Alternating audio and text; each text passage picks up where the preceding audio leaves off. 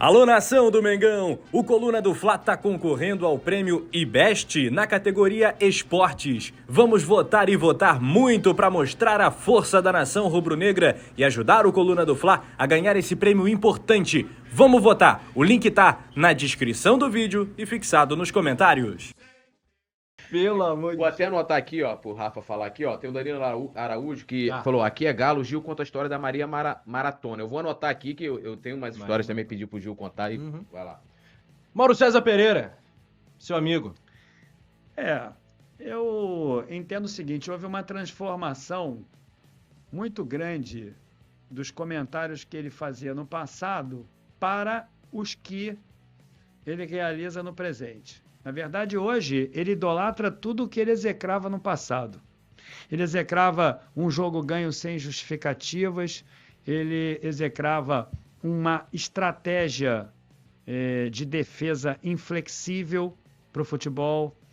Ele defendia um jogo apresentado como espetáculo, porém, obviamente, com objetivos de vitória. Ele era radicalmente contra esquemas, eu diria, irrestritamente defensivos.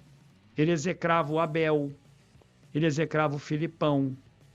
Ele não gostava desses esquemas e de uma hora para outra ele passou a defender ideias, filosofias de jogo que de fato iam contra aquilo que ele pensava num passado muito recente. Quando você acha que foi essa virada? Foi depois que o Landim entrou.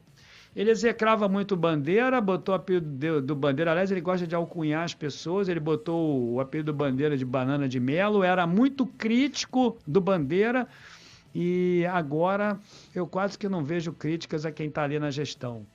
Eu vejo defesas incondicionais de modelos de jogo, se é que eu posso chamar o que o Vitor Pereira apresentou no Flamengo de modelo, porque no meu entendimento eu não percebi, eu não entendi até agora o que ele quis fazer ali no Flamengo. Foi um péssimo trabalho, assim como o do Paulo Souza, o do Domi e principalmente do Rogério Ceni, que ele faz questão de defender e já iniciou o Campeonato Paulista. Eu não sei o que o São Paulo ainda faz com o Rogério Ceni, independente da opinião de cada um, mas ele...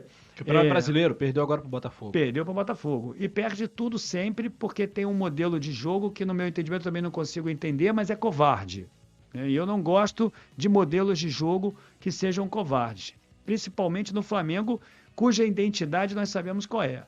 O Flamengo encurrala o seu adversário, o Flamengo joga no campo do seu adversário, o Flamengo é vencer, vencer, vencer. E ele passou a defender trabalhos agora longoprazistas, mas que ingressam em contradição irrefutável quando, por exemplo, o Renato Gaúcho, o desafeto dele, entrou no Flamengo. Renato entrou no Flamengo e aplicou goleadas. Mas no primeiro jogo teve que se retrancar contra o Defensa e Justiça e ele foi impiedoso. Mas esse não seria um problema se o companheiro tivesse aí perguntando assim para mim, tudo bem, Gil, é a opinião dele, por que você se revolta? Porque ele alcunha as pessoas. Ele diz que aquelas pessoas que cobram, que é o que ele fazia no passado, pertencem a uma corrente da torcida do Flamengo que é a mimimi.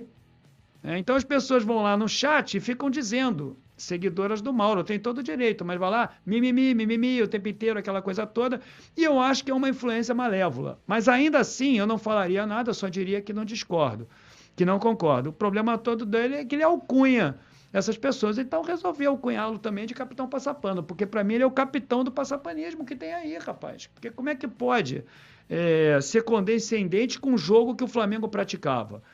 E agora, e o pior de tudo não é isso, né? Hoje, inclusive na live que eu fiz à tarde, a apresentação do Sampaoli, um companheiro disse assim para mim, o capitão passapano entrou na tua mente. Eu falei, não, na minha mente não, entrou na mente de vocês, porque se o Flamengo perde de 4-1 para o Fluminense e todo mundo dizia ali que ia ter que esperar até o Carioca para tomar uma decisão, por que essa urgência toda na contratação do Sampaoli? Esse é que eu não consigo entender.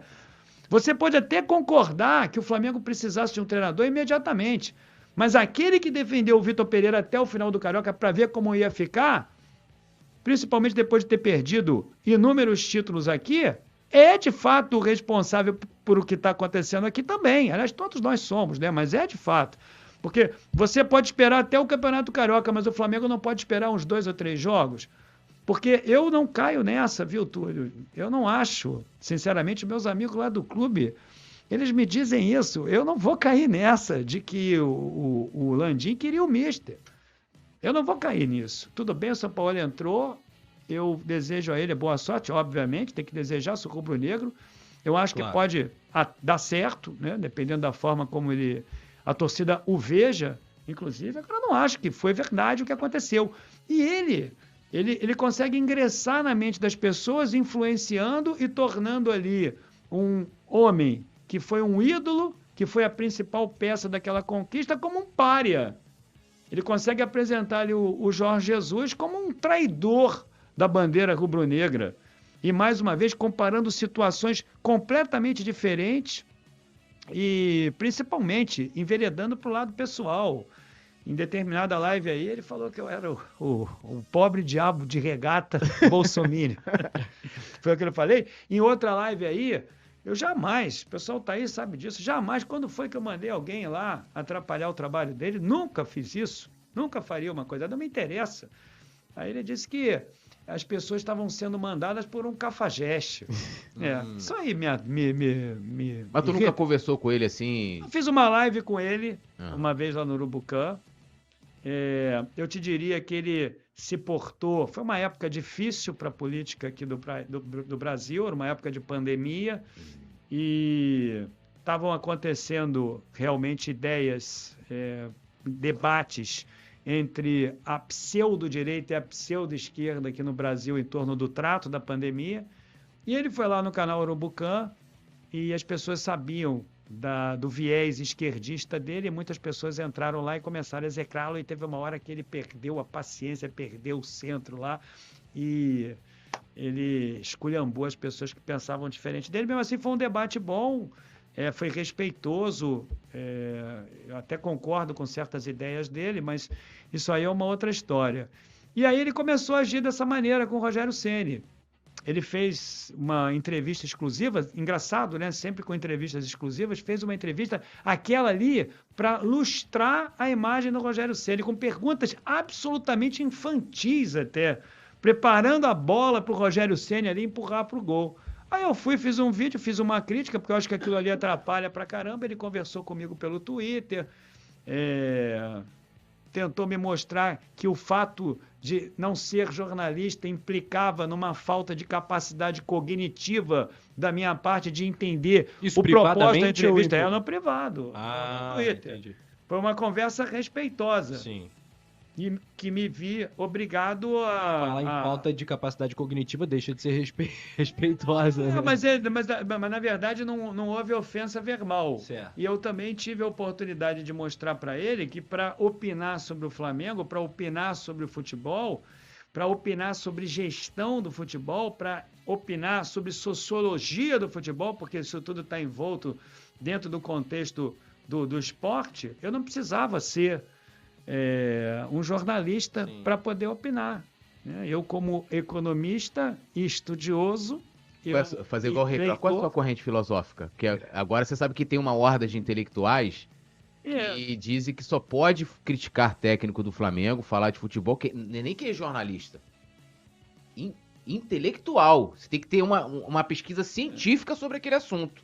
Alô, nação do Mengão! O Coluna do Fla está concorrendo ao prêmio IBEST na categoria Esportes. Vamos votar e votar muito para mostrar a força da nação rubro-negra e ajudar o Coluna do Fla a ganhar esse prêmio importante. Vamos votar! O link tá na descrição do vídeo e fixado nos comentários. Alô, nação do Mengão! Esse é o Coluna do Fla. Seja bem-vindo! Se inscreva no canal, não esqueça de deixar o seu like, pega o link, compartilha pra geral, comente bastante, queremos te ouvir. Aqui você tem a melhor transmissão dos jogos do Flamengo na internet. O Coluna é brabo e tem o Podfla, o podcast da nação. É muita resenha e um show de cobertura do maior do mundo, do jeitinho que a nação merece. Esse é o Coluna. Saudações rubro-negras!